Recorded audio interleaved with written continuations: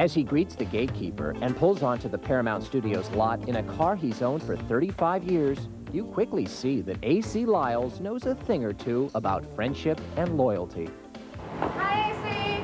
Hi, Linda. How are ya? How's everything at the commissary today? Good, thanks. Wonderful. In a business where people change jobs as often as they do lunch, A.C. Lyles is about to begin his 55th year at Paramount. And the office that I have, I'm particularly fond of, because when I was a kid on the lot, I used to go to the same office to visit my friend Fred Astaire. When A.C. Lyles was 10, he became the youngest employee at the Paramount-owned theater in Jacksonville, Florida. Already ambitious, he dreamt of working for Paramount founder Adolph Zukor in Hollywood.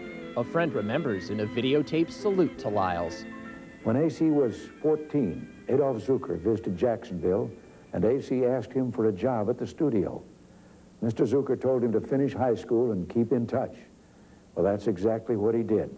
For the next 4 years, A.C. wrote Mr. Zukor a letter every Sunday, and upon graduation, he headed for Hollywood. And I got on the train, day coach, one way, and I had 2 loaves of bread, 2 jars of peanut butter, and a sack of apples. When A.C. Lyles finally arrived at Paramount Studios, the gatekeeper announced him to the great Adolph Zukor. He remembered the lad who had written him every Sunday night for the past 4 years. He offered him a temporary job at the Paramount mailroom. In the 2 weeks Lyles was there, he met Gary Cooper, Bing Crosby, Dorothy Lamour, and Bob Hope. They insisted personally to Mr. Zukor that they keep Lyles on. Thus began the first of more than 50 years on the Paramount Studios lot.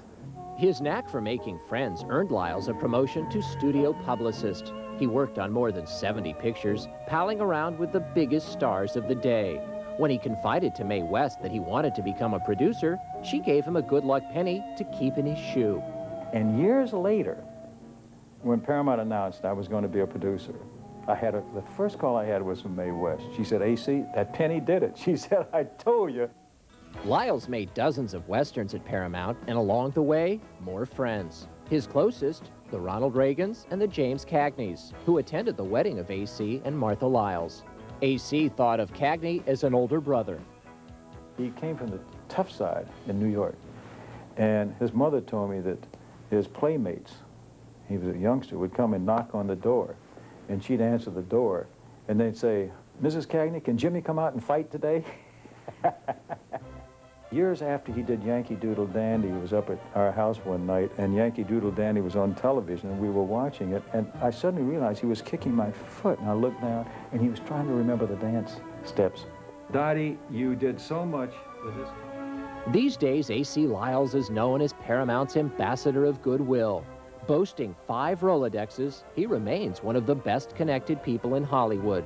Lyles secured many of the stars for this Life magazine photo celebrating Paramount's 75th anniversary, including Olivia de Havilland, who came all the way from Europe. And I said, Olivia, I need you for a photograph. I need you for about 2 hours. And she said, wonderful, A.C. When are you coming to Paris? I said, no, it's the other way around. You have to come to Hollywood, because we're making a group picture in front of the Paramount gate. She said, you want me to come to Hollywood for a photograph that's going to take me 2 hours? And I said, yes. Will you do it? She said, of course I will. It's hard to say no to the ambassador of goodwill, a man Paramount has honored with a building, a man Hollywood has honored with a star on the Walk of Fame. A.C. Lyles knows a thing or two about friendship and loyalty, all right. If you have those qualities, the people trust you. And in this business, friendship is so important. It's not only who you know, but who knows you.